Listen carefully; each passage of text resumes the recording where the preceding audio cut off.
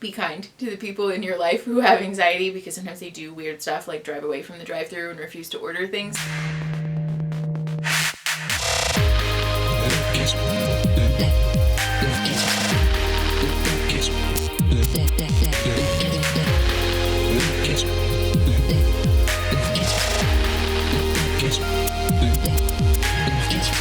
Okay, hi everybody.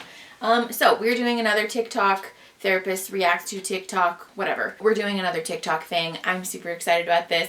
I already told you guys I fucking love TikTok. And of course I have endless content. So, yeah, let's just jump into it. Okay, this is a good one. Okay.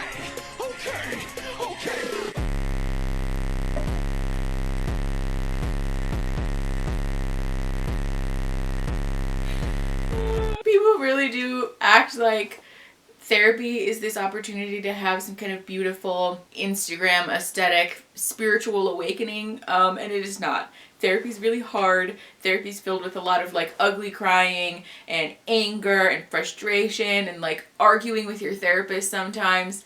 And so like it's just really funny to me to see people talk about therapy in this way, like hashtag personal growth, hashtag therapy, and it's like, I mean, yes, like I will be the first one to tell you that sometimes therapy can be fun, but like therapy is also a lot of work and like trenching yourself like through the mud basically to get to where you want to go. And like you have to own a lot of personal stuff about like ways that maybe your thought pattern and behavior is not really serving your life or helping you meet the goals that you want. And so there's a lot of personal responsibility that you have to take. Like it's uncomfortable. But anyways, I just thought this was really funny and like super accurate. Okay. We literally talked about Harry Potter and Billie Eilish for 30 minutes.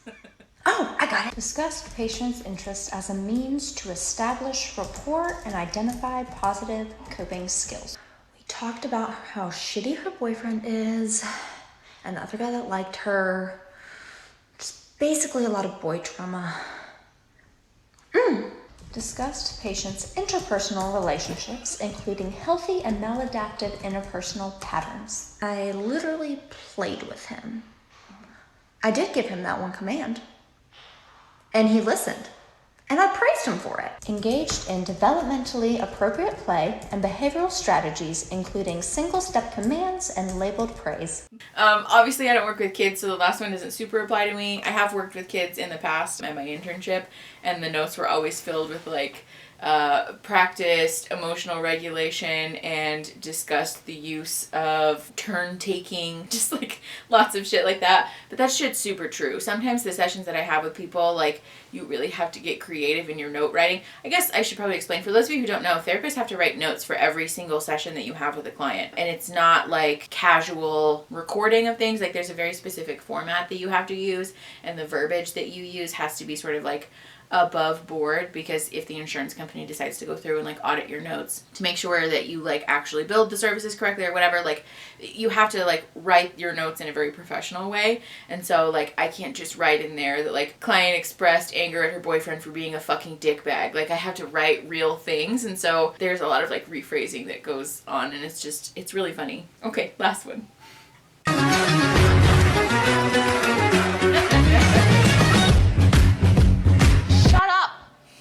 Come here for a second. Let me smack you across the face. Okay, so this one isn't like explicitly mental health related, but I included it because I think a lot of people are going through this right now, where you felt like things were really going well and you were like being, you know, really consistent with your goals and self-care and like feeling really motivated and whatever, and then quarantine happened and people like fell off the bandwagon, so to speak, which is okay. And that's why I wanted to include this, because there is a lot of really shitty, hateful rhetoric going on right now about like, if you don't come out of quarantine with your dream body, then you played yourself. And like, if you don't develop a new hobby or like side hustle during quarantine, that you never lacked the time, you just lacked the motivation, which like is fucking false, first of all, but also rude. So yeah, if you were one of those people who felt like before quarantine and before COVID, you were doing really well and like crushing it generally, please be kind to yourself during this time, because even if you're quarantined at home, like if you lost your job and you have lots of free time right now, having the time for something and having the emotional capacity for something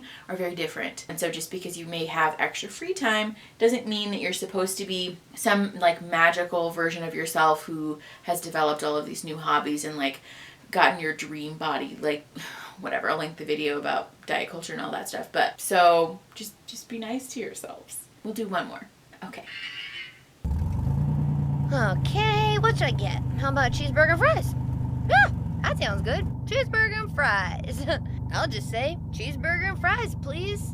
When the person asks. Super easy, no reason to get worked up. Nothing hard about asking for a cheeseburger and fries. I've said those words before, and there's no reason I'll mess them up this time, so. Cheeseburger and fries, please. Cheeseburger and fries, please. Cheeseburger and fries, please. A cheeseburger and fries, please. Hi there, what can I get? Ah, frick, I'm out of here! I can't do it, maybe next year.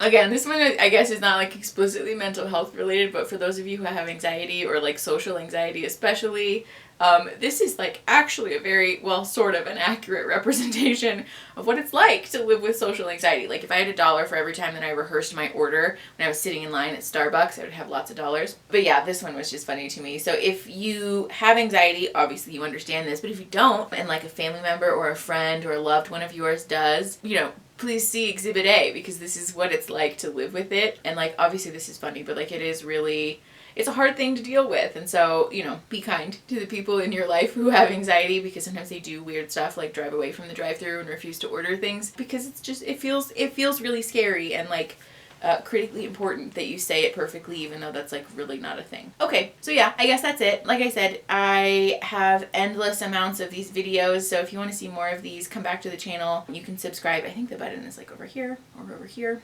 I don't know. I'll put a thing at the end so you can just click my beautiful face and it'll subscribe you automatically. But yeah, if you like the video, and then if you want to put comments and stuff or chat with me, I would love to chat with you guys. Our comment section is still real dry, so put some comments down there so I can talk to you guys.